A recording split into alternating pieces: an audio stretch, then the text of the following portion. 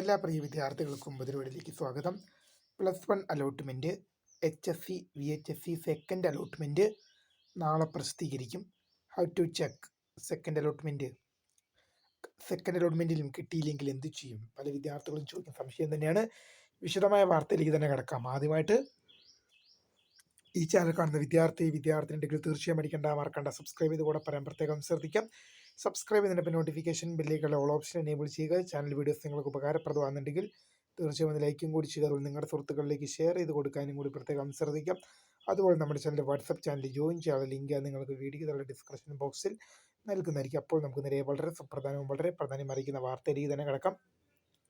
+1 allotment +1 ഏകജാലക പ്രവേശന സംവിധാനം വഴിയുള്ള HSC VHSC സെക്കൻഡ് അലോട്ട്മെൻറ്റ് എന്ത് ചെയ്യും? നാളെ പ്രസിദ്ധീകരിക്കും. ജൂൺ മാസം 9 പബ്ലിഷ് ചെയ്യും. അപ്പോൾ സെക്കൻഡ് അലോട്ട്മെൻറ്റ് പുറത്തു വന്നു കഴിഞ്ഞാൽ പിന്നെ പല വിദ്യാർത്ഥികളും ചോദിക്കുന്ന മറ്റു സംശയമാണ്, എങ്ങനെയാണ് ചെക്ക് ചെയ്യുക?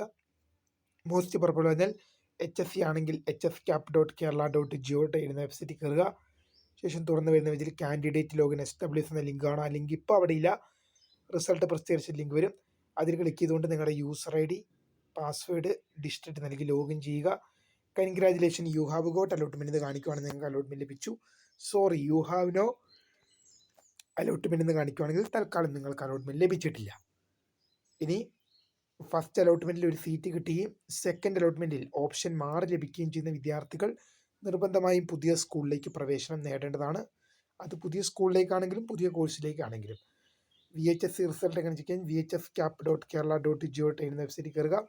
അവിടെ നിങ്ങൾക്ക് കാൻഡിഡേറ്റ് ലോഗിൻ എസ്റ്റാബ്ലിഷ് എന്ന ലിങ്കാണ്. സാധ്യത ക്ലിക്ക് ചെയ്ത് യൂസർ IDയും പാസ്വേഡ് നൽകി ലോഗിൻ ചെയ്യുക. Congratulation, you have got allotment എന്ന് കാണിക്കുവാണെങ്കിൽ നിങ്ങൾക്ക് അലോട്ട്മെൻറ്റ് ലഭിച്ചു.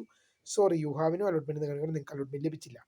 നിങ്ങൾക്ക് ഫസ്റ്റ് ഓപ്ഷനിൽ അലോട്ട്മെൻറ്റായി വേറെ ഓപ്ഷൻ ലഭിച്ചിരുന്നു, പക്ഷേ സെക്കൻഡ് അലോട്ട്മെൻറ്റിൽ മാറി ലഭിച്ചു.